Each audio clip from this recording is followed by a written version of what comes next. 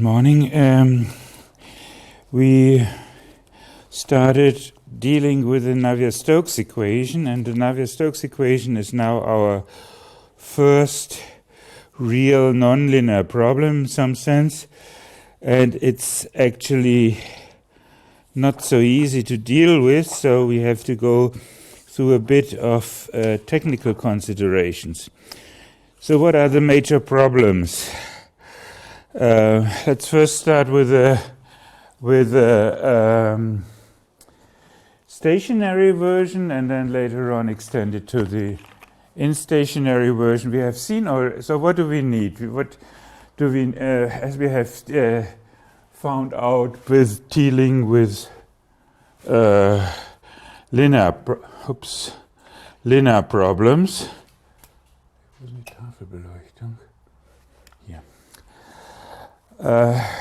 We need approximate solutions where we can be sure that those solutions exist. In linear problems, these were basically either problems we know already or even more simple finite-dimensional problems, and because of the linearity, existence was no problem. So also there we have now a sort of a problem. We will finally then deal with finite-dimensional nonlinear problems and have to see which guarantees us an existence for this problem, but this is a minor point. Then we need convergence. And typically we get convergence by a priori bounds. We had already a little bit of look in this direction, and we saw as far as spatial regularity is required, that is, if we aim for H1 regularity and H1 bounds, this seems not to be so difficult because there the nonlinear convective part goes away. So we are basically in the linear Stokes equation. On the other hand, what about the time derivative? We saw also that apparently it's not so easy to test with the time derivative and to get an estimate for the time derivative which is L2 in time. So this we will not get. Okay, that is the side of the a priori estimates. Now what about convergence? Up to now we only argued with weak convergence, and we could do this because our formulations were linear formulations, were formulation in terms of functionals.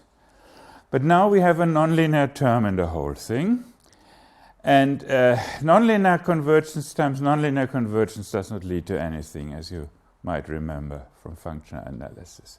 So we need, at some place, we need strong convergence. So we need compact embeddings of spaces, which gives us a strong convergence.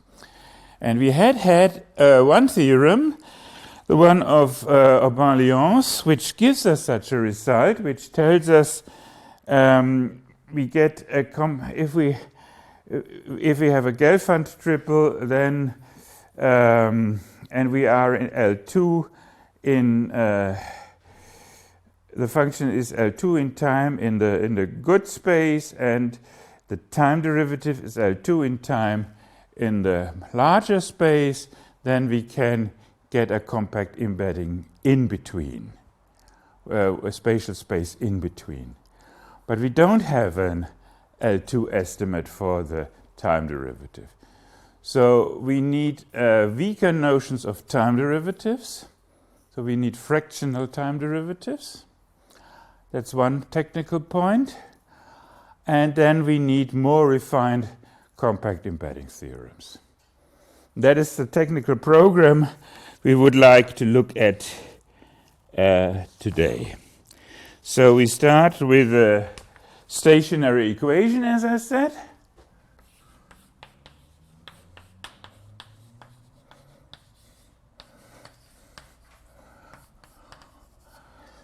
Okay, so the stationary equation, and if we now, y is under our underlying space, so in our case it's the H10 omega Rn. So we have Dirichlet boundary conditions, vector field V equals to 0 at the boundary, And what we look at the divergence-free vector fields. So V is the subspace of those vector fields for which the divergence is 0. And we know already if we work within those tests, so that is the space where we are looking for, that is the space where the solution lives in, we are looking for. And if we take the same space as a test function, then we get the pressure-free stationary Navier-Stokes equation. In the sense, now time derivative is gone. Now I test with a test function phi from this space. The vectorial Laplacian becomes gradient times gradient. Oops, we should use these brackets for the dual form. Now we get here, as we defined last time, the nonlinear term coming from the convective part, where we have V giving the vector field which drives the quantity, and the quantity is the vector field, and here we get the test function. So actually we have a trilinear form, a product of three terms reflecting the fact that written pointwise we have a product form, that is, we have a nonlinear term. And then, of course, the right-hand side with some f phi. And the pressure term, the gradient p term, is gone by partial integration, taking advantage of the divergence freeness of the test function. So if we can solve this problem, this is quite okay, because then we can, then most of the further work we did already in conjunction with the Stokes problem. Namely, what does that mean if we now define, let's say, a functional which is just minus Laplacian of u. So let's call the solution of this problem u. Now, if we assume we have a solution, and we look at minus Laplacian of u, and so this is then something this is in the dual space of y, and correspondingly we have now, as we discussed, this operator which is defined by this bilinear form in the phi. So this is an operator going to the y prime. And now the right-hand side. So what we have is, first of all, we have a dual element which has the property, and that is what is stated here, which has the property that it vanishes on the space V. And this we have indicated with this circle. So it's okay. So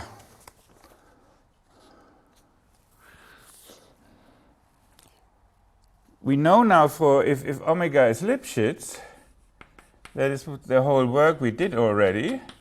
If omega is Lipschitz, that was proposition, what was it? Proposition 23(2). If omega is Lipschitz, then we can conclude that this is so to speak the fact that the gradient is an isomorphism between, in the weak sense, between the L2 function with average 0 on the one hand side and this kernel here. So we are in this kernel, so we have, because of this proposition, there is now a pressure.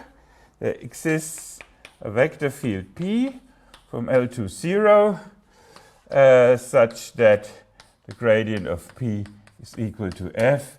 So we get our pressure back and we have a stationary solution. So we can only, so it's enough to deal with this pressure-free version. Okay, so and now the theorem which we will prove for that is the following.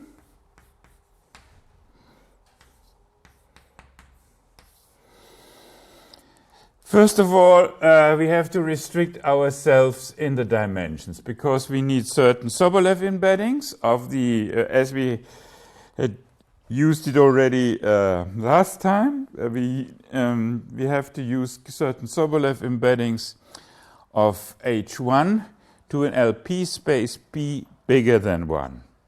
And this P depends on the dimension, which is possible.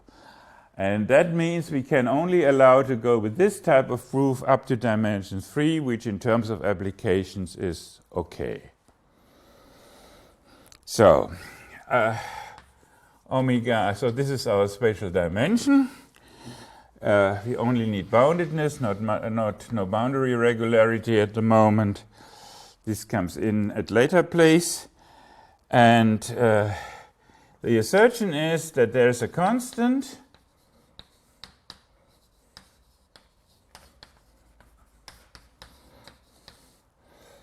such that for every right-hand side, and the right-hand side must only be a dual, it must only be a dual element, that's right. So minimal regularity, there exists weak solution in the just defined sense, in the pressure-free sense. Let's call it V, and we have a Lipschitz continuous dependence of the solution in the H1 norm on the data, the only data which we have here in the problem. Okay. You see, is an existence results no uniqueness. We will not talk about uniqueness because uniqueness is a complicated question for nonlinear problems. You know the most simple nonlinear problems, x squared equals 1, might have several solutions. Okay, let's do the proof. We go along those steps which are now meanwhile familiar for us. So first of all, we do approximate solutions.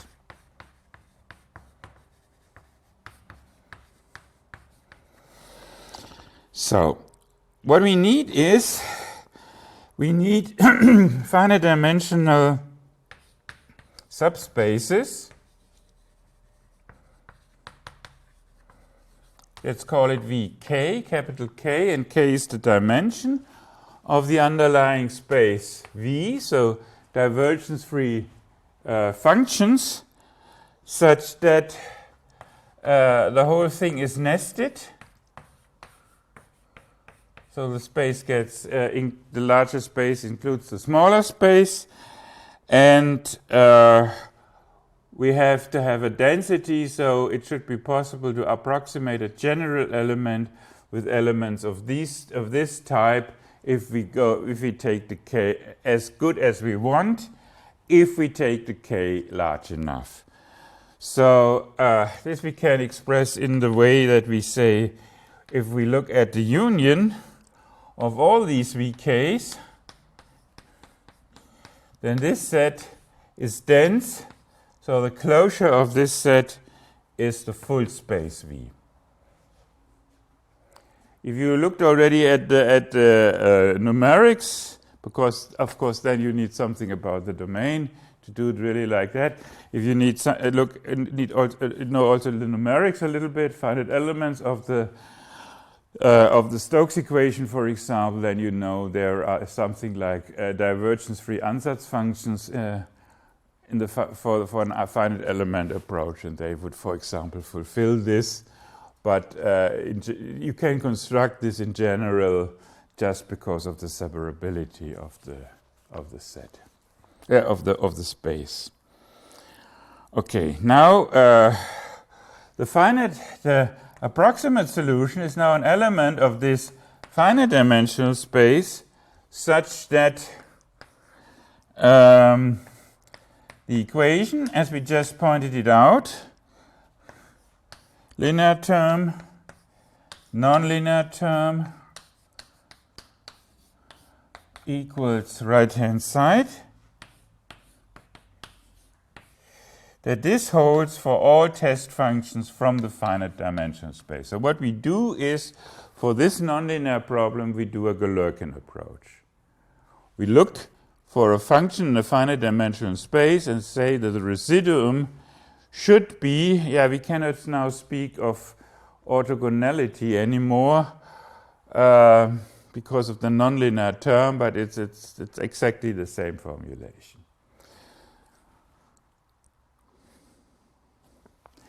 So what we have now is a finite dimensional problem, but it's nonlinear. So if we parameterize the Vk, we are looking for k parameters such that the outcoming k nonlinear equations, if we plug in here the basis functions, the outcoming k nonlinear equations are fulfilled. So how to justify that a nonlinear equation, a set of nonlinear equations has a solution? One thing what comes to our mind immediately, I hope, is what? What do you think if you hear the word fixed point?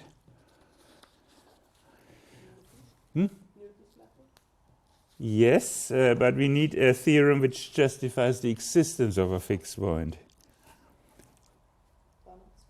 Banach's fixed point theorem would be the most obvious choice, which would be a problem here. This we could do if we would be in a time-dependent context, having here something from a time derivative which helps us to ensure the contractivity of the operator. Then we could argue in this way. Here we are now, it's a little bit the question, what is the egg and what is the hen, where to start? In the parabolic case, we had no problem with the elliptic problems, so we could start with them, then we could do time discretizations, and then everything was easy. It was linear, but if we would, let me put it in the other way. If we would have dealt with nonlinear parabolic equations, say semi-linear parabolic equations or something like that, in the way we did it with the linear, we would have been able to argue with Banach's fixed point theorem, because we would have this delta t and we could make this small. Now we have here nothing of this kind, and we need another fixed point theorem, which is, depending on the techniques you have, easy or not so easy to prove. It's the fixed point theorem of Brouwer, not Browder, but Brouwer. Both people exist. I have to be a little bit careful with the writing. Brouwer. It's a purely finite dimensional theorem, opposite to the Banach's fixed point theorem, for example, or a Schauder or whatever. Schauder would be also a good choice, for example, but then we would need compactness. So this is really only in finite dimensions, and it basically says if I have a subset of Rn, which is compact, of course nonlinear, and convex, so both these things play an important role. And if I have an operator T, I have a continuous, that's the only thing what I need, continuity, nothing more. Continuous operator which goes from k to k. So that is then similar to Banach, that we have to land in the same set here. And the assertion is then T has a fixed point.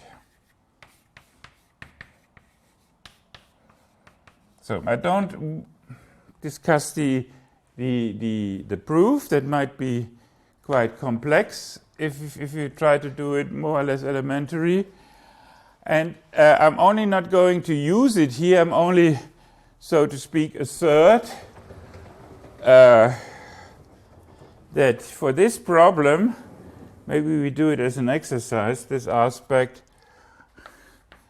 you could prove the existence of Vk via Brouwer.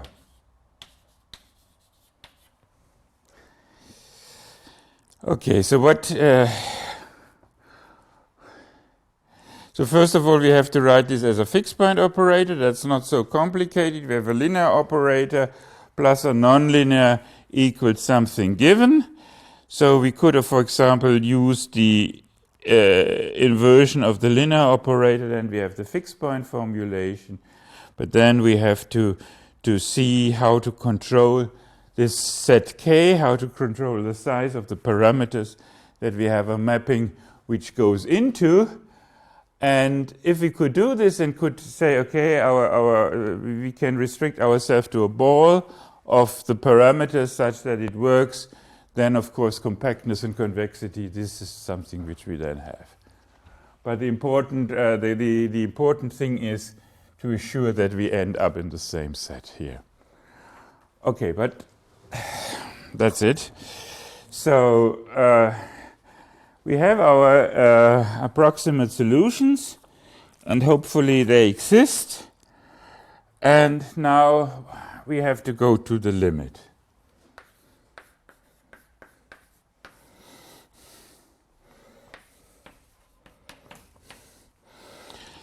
So we discussed already the a priori estimates, and we had seen that as long as spatial estimates, H1 estimates are concerned, everything is okay. It's the same situation as in the Stokes equation, because this term then just goes away, the nonlinear term. So we have an a priori estimate in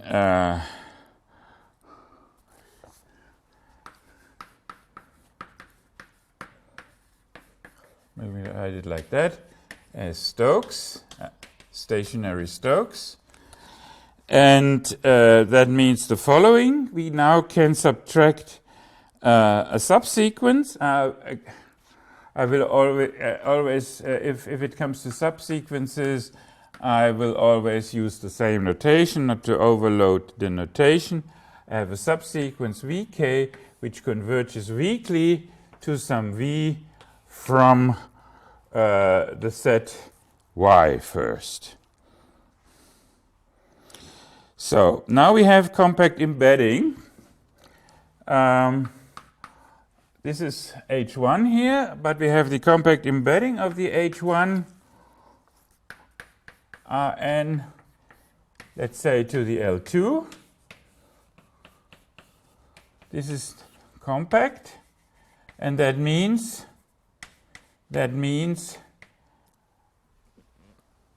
in the L2 we not only have weak convergence, we have strong convergence. So that means we have Vk going strongly to V in L2.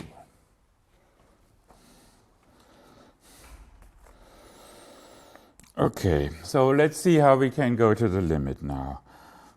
To go to the limit, we first fix, what we first do is, so the argument goes like that.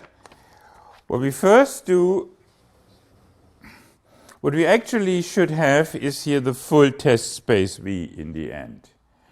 What we would like to see at the end of the day is that this equation holds true for the V and for the full test space V, capital V. So what we now first do is we first fix one of those finite dimensional sets. So we first fix the finite dimensional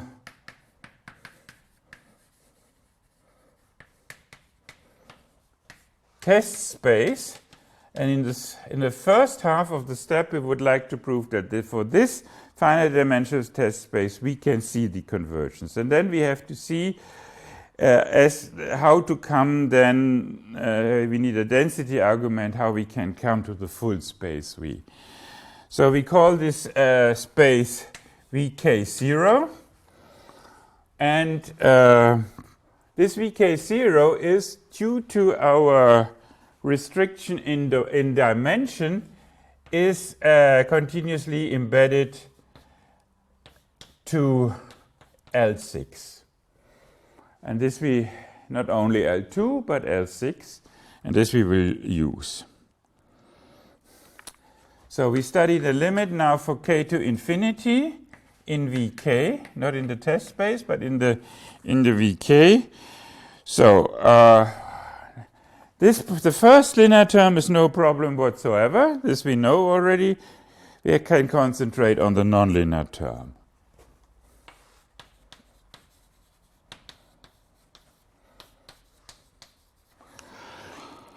Okay, so what do we have? We have the strong convergence. And now we need another subtlety from function spaces. So the proofs try to become a little bit interesting now. Okay, it's the following thing what we need. What is the problem? What is the problem? Why we need further thoughts? So we have to look at a product. So we have this product structure. We have the VKs. We have the VKs and the V. In between we have L2 convergence. Okay, and now we have a fixed test function. Phi from this fixed test space. So phi is a fixed function. Yeah. Okay. It's a little bit better than L2, but it's not L infinity. Nevertheless, I claim that we can maintain this strong convergence.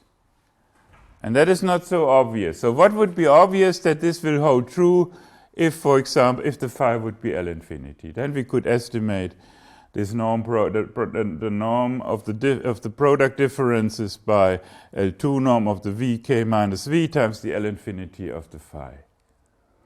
But this we don't have. So we need something which helps us here. And the point is, we need here, the point is, okay, let me first write down the theorem. The theorem is the following, which we don't prove, is the following.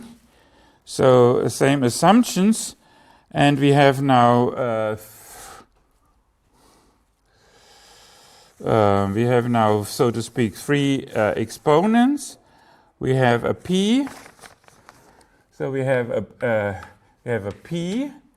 And we have an S, we have a Q. Okay, and what we assume is that we know that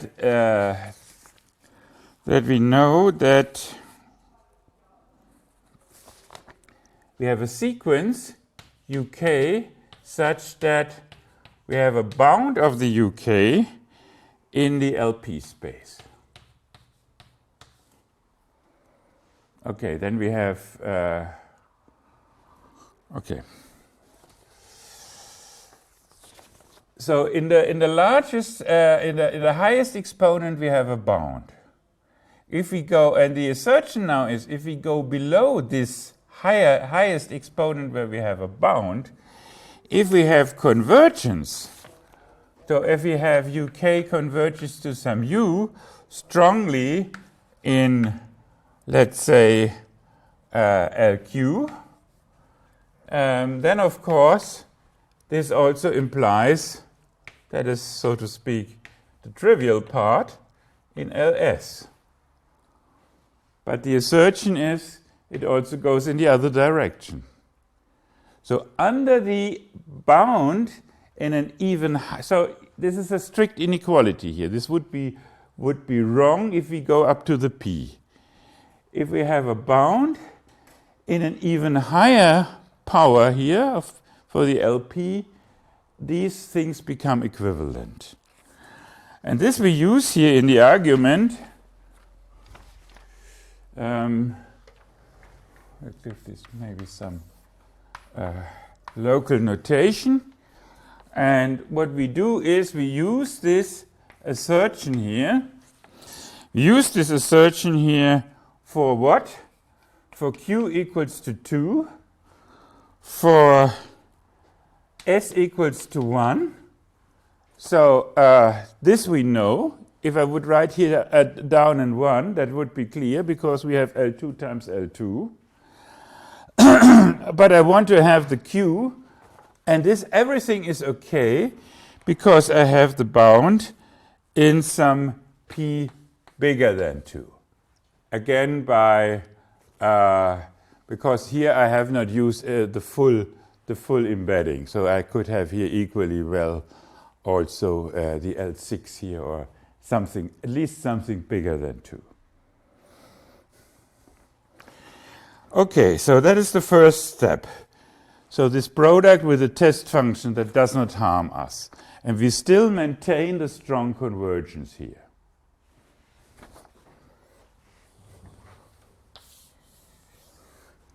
So weak convergence again would be also not a problem, but we because of the nonlinearity we have to stick to the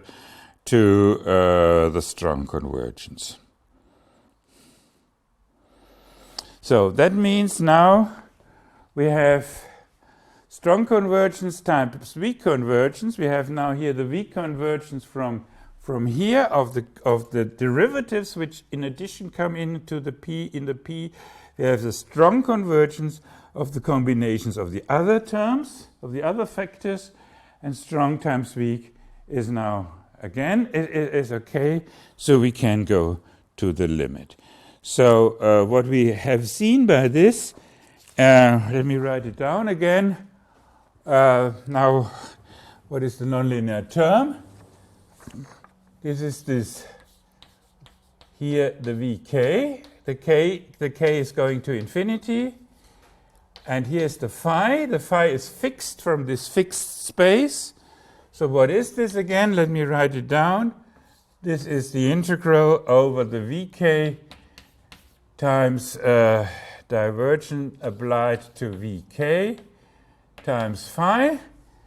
So we have here derivatives which converge weakly, and we have here combinations of phi, of v and of phi, which converge strongly in L2.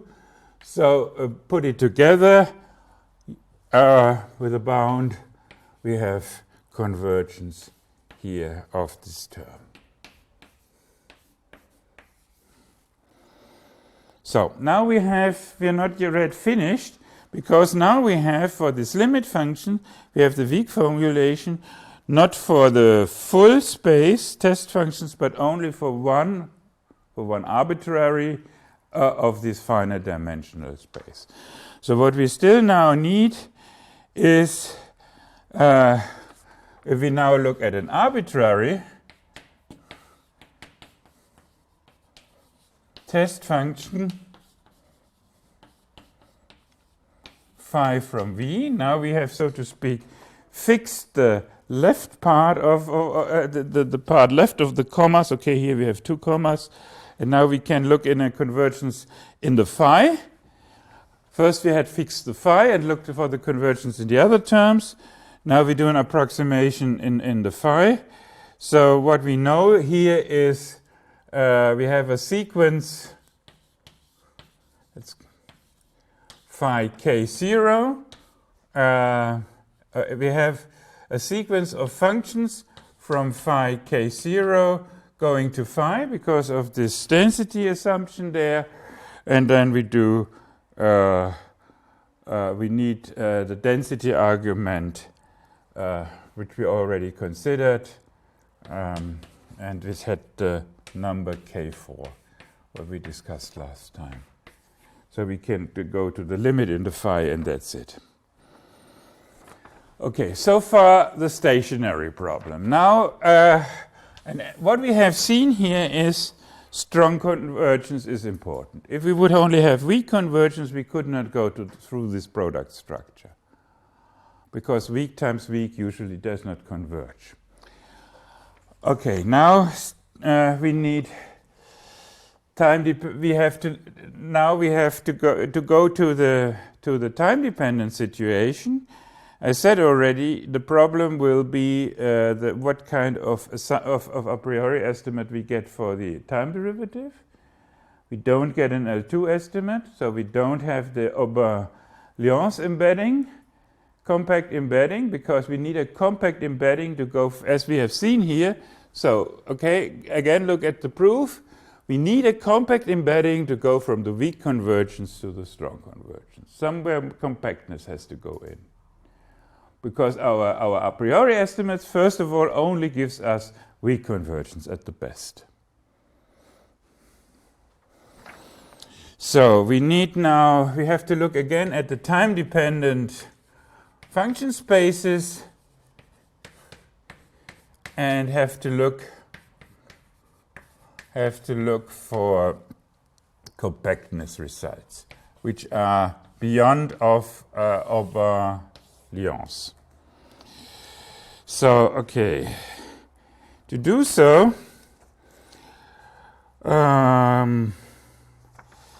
again we have y. We have v equals, I write it just like that, divergence-free subset of y. So those are the functions which are really in the weak sense, divergence-free. And then we define what we would like to have. We would like to have a Gelfand triple. So we define a new space in H, which has to substitute our L2. And it's not the full L2, it is this space of functions where the divergence is really vanishing in the weak sense. And we look at the closure of this function space in L2. So in some sense, they are approximately divergence-free, so to speak. So these are the spaces we would like to work with. So we have now V is a subset of H, obviously, and H is a subset of the dual space. And what we will need here is this goes over from the typical L2 H1 situation here. We need not only continuity of the embedding, we need compactness of the embedding here. And then probably we need also this consistent structure statement which we had in conjunction with the Gelfand triple. Okay, I remind you again what Aubin-Nietzsche told us. Not Aubin-Nietzsche, this is also a theorem which exists, but I mean Aubin-Lyons. What Aubin-Lyons told us. Aubin-Lyons told us, if we know, said it already several times, we are, say, in the V space spatially, L2 in time, so that would be not a problem as we have seen. And in addition, we are in H1, that is time derivative in L2 in time, with spatial values in the bad space, in the dual space. Then this space would be compactly embedded. That would give us then the strong convergence in L2 in the intermediate space. So this is the theorem with which we work till now. But the problem now is we don't get the H1. And the strategy will now be to have results of the same type where we don't have an H1, but we have an H gamma with gamma less than 1. So we refine this result.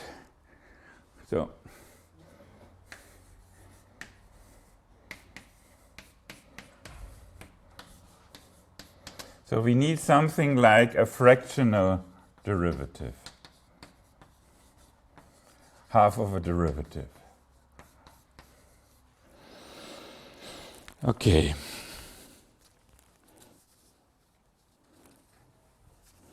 So let's introduce these fractional derivatives.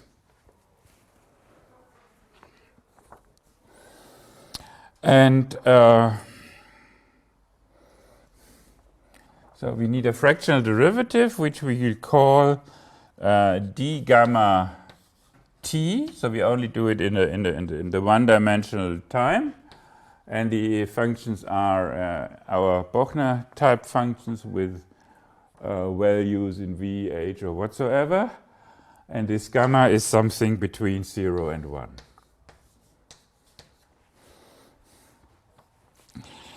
Okay, and we do this by Fourier transform.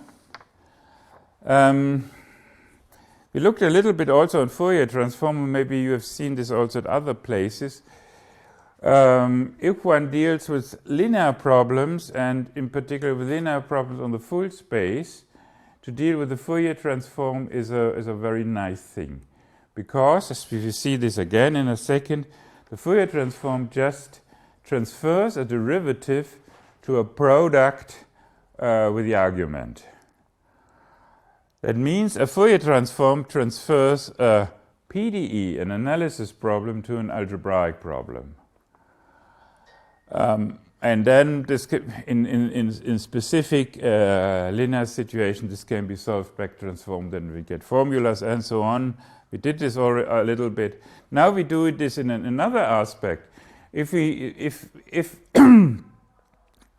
as we will see again, doing one derivative is the product with the argument, then half a derivative is maybe the product with the argument to the power 1/2.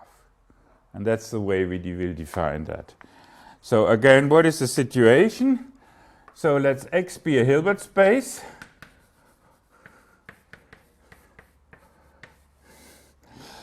And we need a function u, which is from L2, 0t. Now we do it on the whole space R, and then if we are on 0t, we have to extend. We can do this trivially, extend our functions to whole R.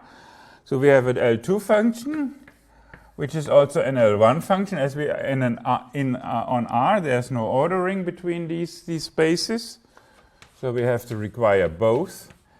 And having those both, then we can define the Fourier transform.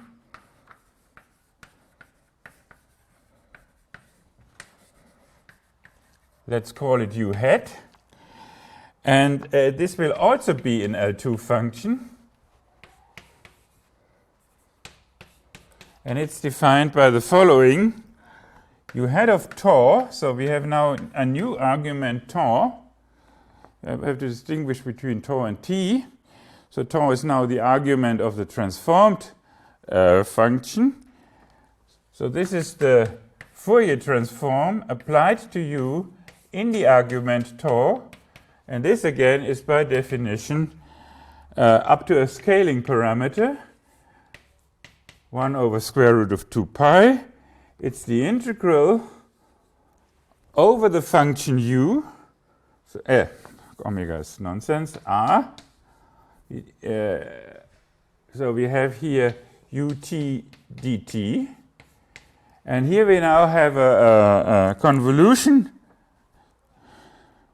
So forget it, that's not a convolution. Let's call it a smoothing kernel, e to the minus 2 pi I. I is the imaginary unit. Oh gosh, ein Ausdruck. T-Tau. It's a little bit irritating. Usually one has it in multi-dimensions and one has here the scalar product. Okay, so you see the kernel has modulus 1. So size-wise this is not critical.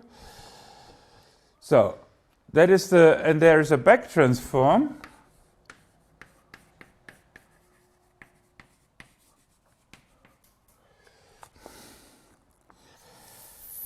So what one can do is, so this is first the definition taking into account the L1, because there's no contribution in reduction here from this term, so we need the L1 function to speak about the integral here. So the first observation is that it can be extended to L2. And now on L2 there is now a back transform back to L2, the back Fourier transform.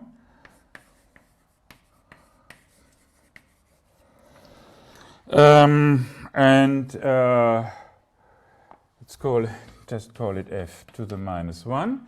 It's basically the same thing with a plus here, and I think a different scaling factor, which I don't know by heart. And so, it's just the inverse mapping. So f to the minus 1, f is the identity, f to the minus 1 is the identity, so in both directions. And what is of importance, and that is what is called the theorem of Blancherel, it is an isometry. So we have the same L2 norm as we have it for the transform. So the L2 norm stays the same going back and forth. These are things which you it's quite similar to the situation of the discrete Fourier transform or the Fourier transform on the basis of a Schauder basis with sines and cosines and things like that.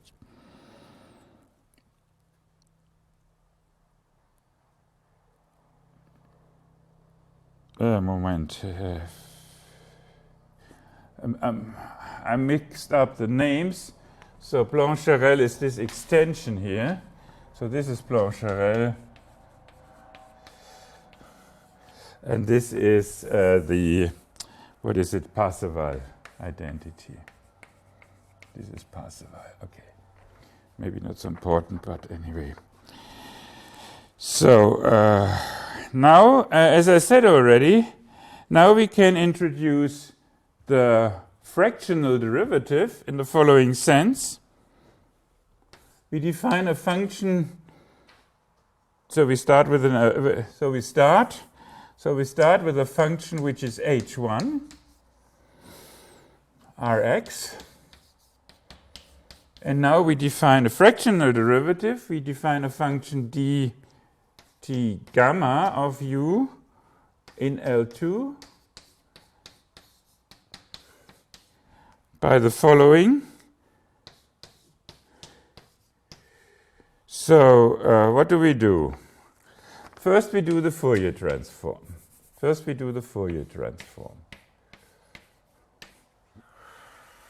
This has the argument tau. If we now would do the back transform, nothing would have happened. It would be back to the u. Okay. Now we do, so to speak, the fractional derivative on the transformed level. That is, we look at the mapping. Tau is mapped to, and now we need here 2 pi I tau to the gamma. It would turn out, if we would look at as I said already, if we would have here the first derivative and we would look to the Fourier transform, then we would get this formula with a gamma equal to 1. So we now do not do the full derivative, but only a fraction of this derivative, and then we go back.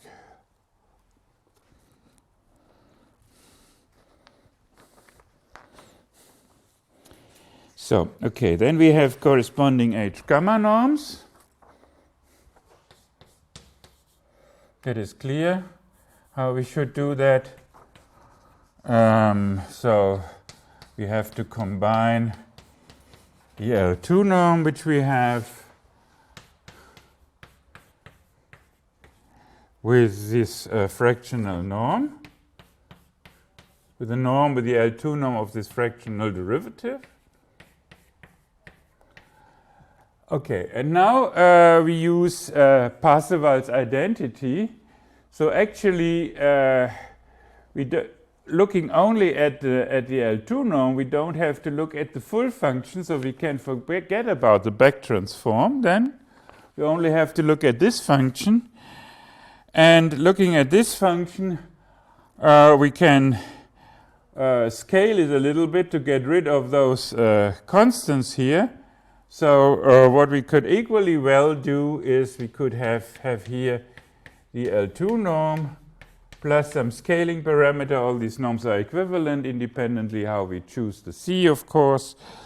And here we now do the function tau is mapped to, and now this is restricted to tau to the gamma Fourier transform of u at tau.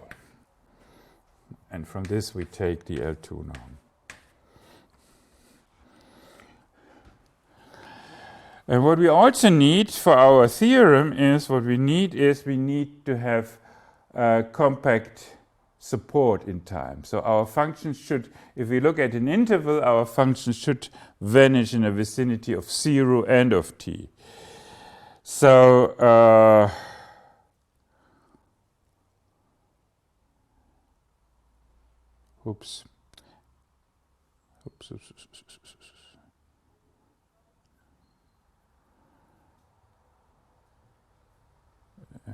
forget about the vicinity. They should vanish in 0 and of t, because we now define the corresponding H0 space as the closure in this norm of those functions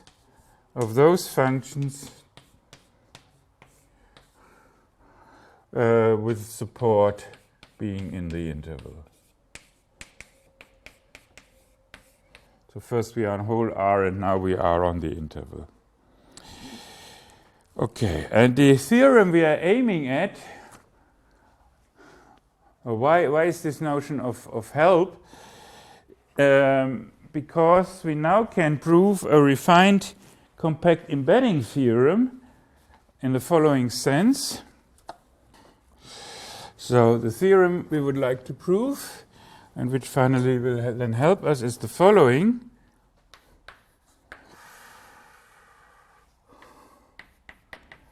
So we have the following. We have V embedded in X, embedded in V0. Hilbert spaces.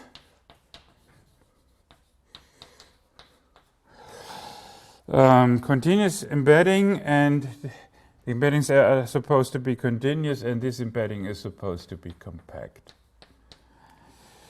We have a finite time horizon. We have some gamma bigger than 1, of course, from 0, 1, bigger than 0.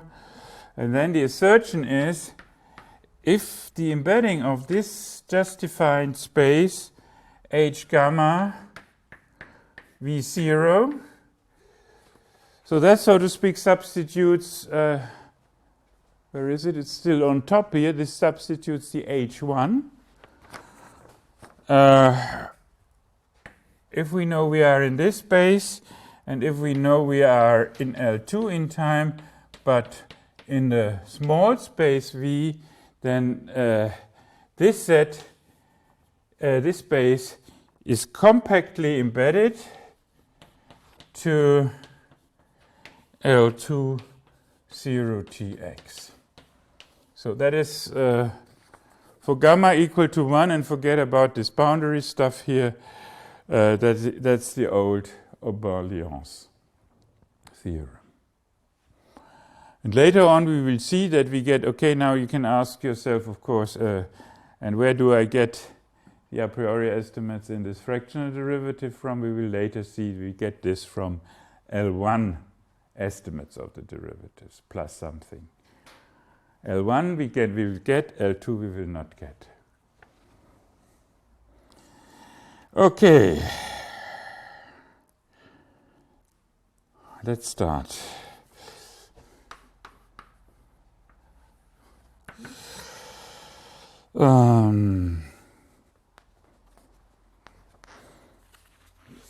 This is a little bit of a tricky proof. And maybe I'm not sure whether I will do all the details because it's pretty long. Okay, maybe I leave some parts out.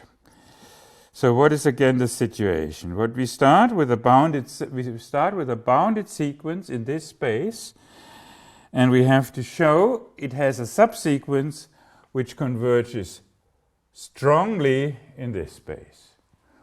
So we have a UM, let's call it, bounded in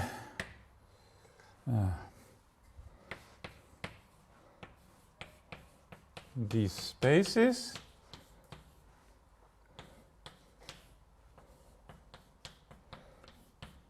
And the aim is find subsequence, let's call it again, UM strongly to U in L2 0Tx. Okay, so let's start with the simple things. So what we know is we have bound here, we have weak convergence in this space. So let's start with that. We know that UM converges weakly to some U in L2 0Tv. And now we shift with this. The problem will be we have different kinds of convergence with possibly different limits, and we will then have to show that those limits are the same. In the old days, we had the same situations with, so to speak, real derivatives. And there we could always argue with a distributional derivative. They are all distributional derivatives. This one is unique, and so we have the unique. It's all the same thing. This we don't have here. So this is a little bit more tricky here. So first of all, what we do is we do the shift with this limit. So we now have a sequence Vm which converges weakly to 0.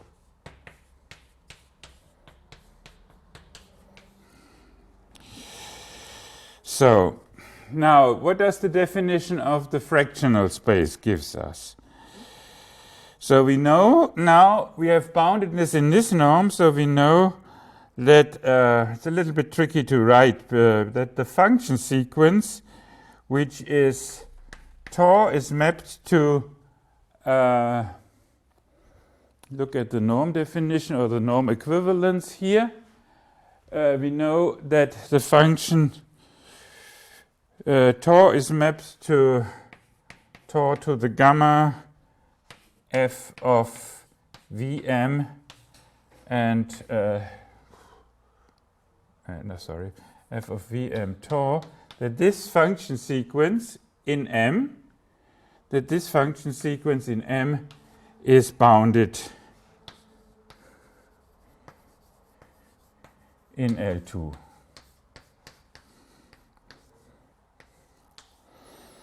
Okay, so that means, again, we are in a reflexive space, even in a Hilbert space, and that again we have a weak limit.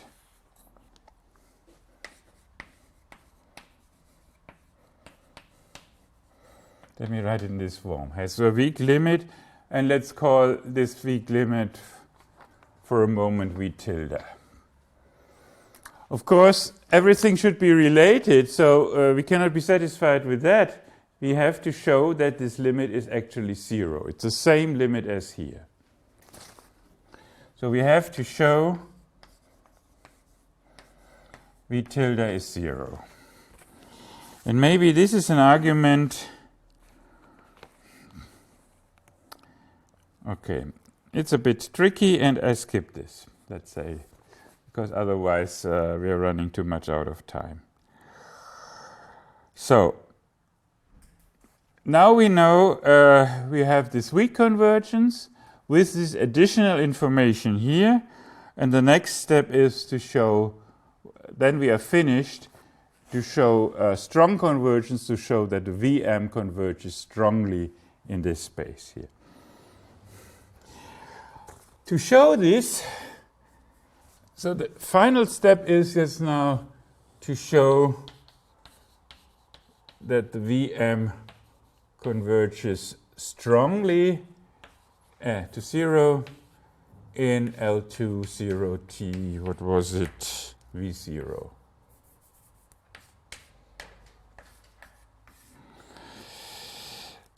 Okay, we can simplify this a little bit in the following sense.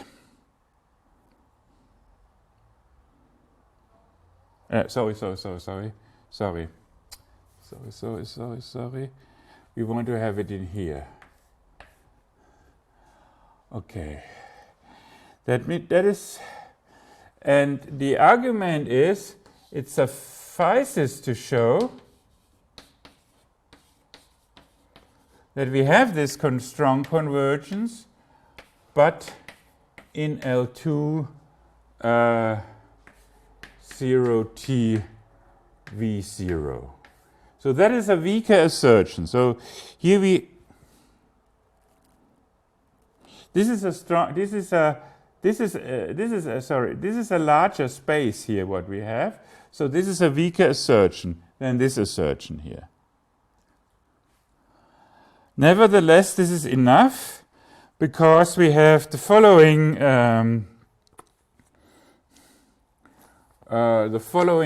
situation.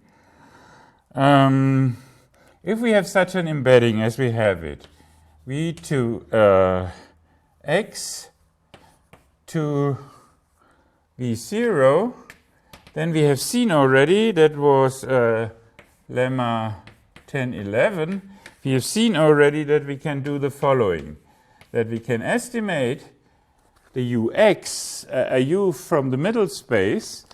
Well, what can we do? Of course, if this element is not only here, but it's here, then of course we have something like such an estimate. That is just the continuity of the embedding. That would be for a fixed constant eta. That is just says this embedding is continuous. But the assertion now is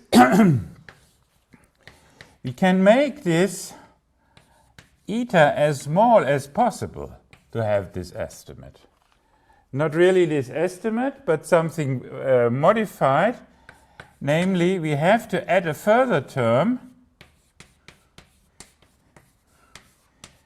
with a constant c eta, which will then be large, say, and we take here in with the c eta the V0 norm, the very weak norm. So what does that mean?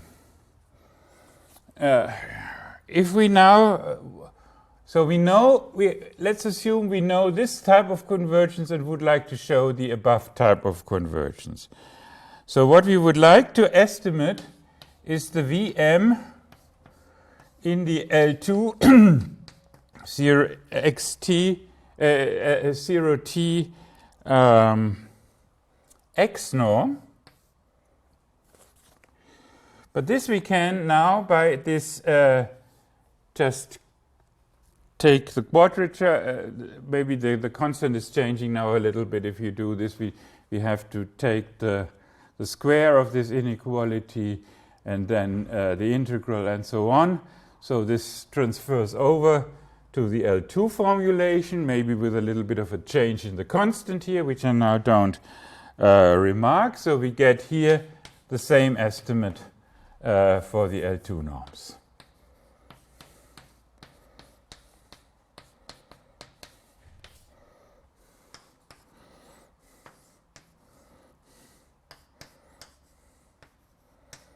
So what can we do with this?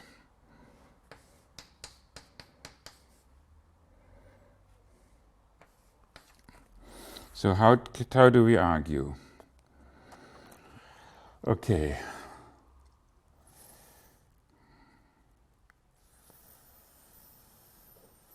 Here we have boundedness. So here, that was our starting point, wherever it is. Here we have boundedness. So this thing is less or equal to some constancy. So here we have a term which we can make as small as possible. And here we have a converging term. And what we would like to do, we make this term as small as possible. So the argument is now the following. Let's say we have an epsilon greater to 0, and we would like to make this thing here smaller than epsilon for m large enough. So first of all, we take eta such that eta c is less or equal epsilon half. This eta fixes the c eta here. And now we take the m greater m0 such that the second part is less or equal epsilon half. That means we have convergence. We have the stronger version of convergence from this weaker version of convergence. So now let me show this strong convergence in this form with the V0 space. I think I will take another, hopefully you have time for that, take another 5 minutes and then we are done.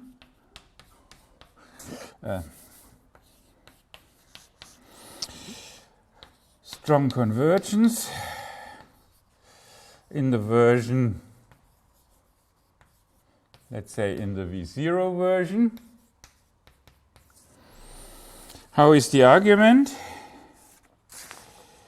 Okay, what we have to look at the following term. We have to look at an integral. Let's just write it down. What is the important thing? So we have to write down an L2 norm squared, and it's the L2 norm of Vm. Okay, with values in V0 here. Let's write this down. And of course, because of Parseval's identity, that's the same thing if we take here the Fourier transform of the Vm. Now in the variable tau, here's the same thing, and here's d tau. That is this isometry of the Fourier transform. So this integral now we split into two parts. In a part, so tau is one dimension, it's just an interval. An interval with size 2r around 0. Let's keep this. And let's have a look at the rest. And here I introduce this factor to go on, 2 gamma over 1 plus tau 2 gamma. So nothing has happened up till now, and here still have my f term, fvm term. Okay. Let's go on with the second term first. The second term we can estimate now. Okay, this term here we can estimate by taking the smallest argument, so the capital R. So we have here something like 1 over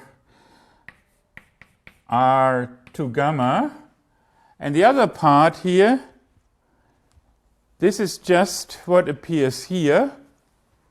Where is it? Here. Plus the L2 norm. So this is the fractional part. And this is the L2 norm. We can forget the F again because of the isometry. So this is now just the L2 bound plus the H omega bound. So this term is bounded. Let me call it like this. Okay. So that means this part here we can make as small as possible, taking the r sufficiently large. So if we again start with an epsilon, we make now the r as large, that this part is smaller than epsilon half, and we only have to deal now with the first part for this fixed r. Okay.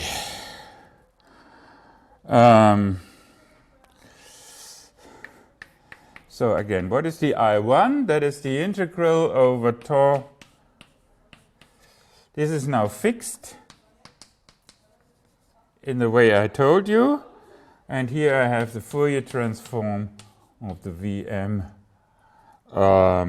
in tau. Was immer jetzt hier? Die tau. So this I can do. So I have to show that an integral converges. This is I want to show that this converges to 0 for m to infinity. To show that an integral converges to 0, that I have some LP convergence, I can do with a Lebesgue-dominated convergence. So I show pointwise convergence, and I show an integrable Majorand. And the integrable Majorand, okay, pointwise convergence. Why is this?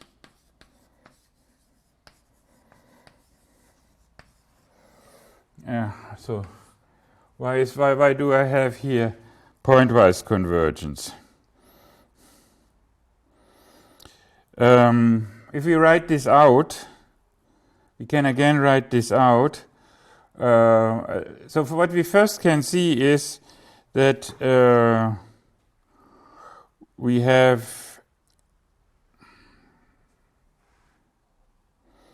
what we first can see is that this sequence here converges weakly in V. So how do we do the pointwise convergence? Maybe I just indicate the steps because we're running a little bit out of time. So the first sub-step is to see that that this function here, the transform of the Vm, converges weakly to 0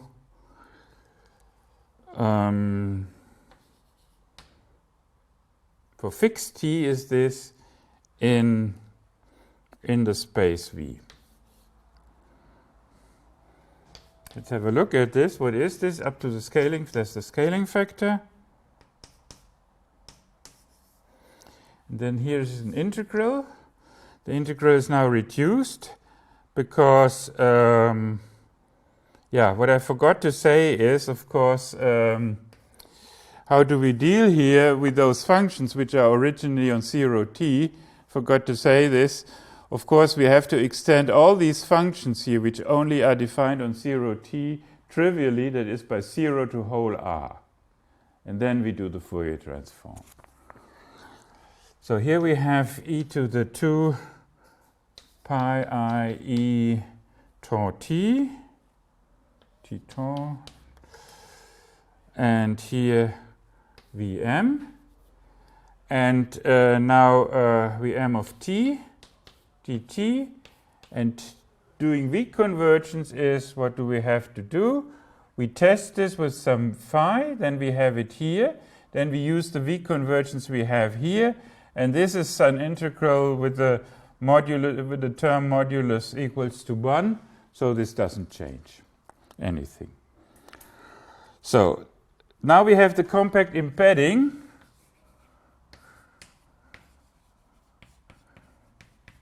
That is, we have the same thing, now we have strong convergence. Pointwise still in T, but strong convergence in V0. That was the important thing, that we can allow to go down to V0, because then we can, at that place, we can use the compactness embedding to go from weak to strong convergence. Okay. So So now again, what we have here, that is exactly our integrand here.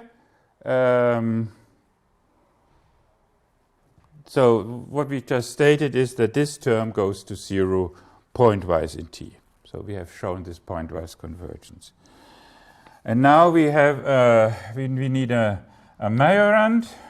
Is this the English word? Does one also say Majorand? So we use dominated convergence. So we need a function.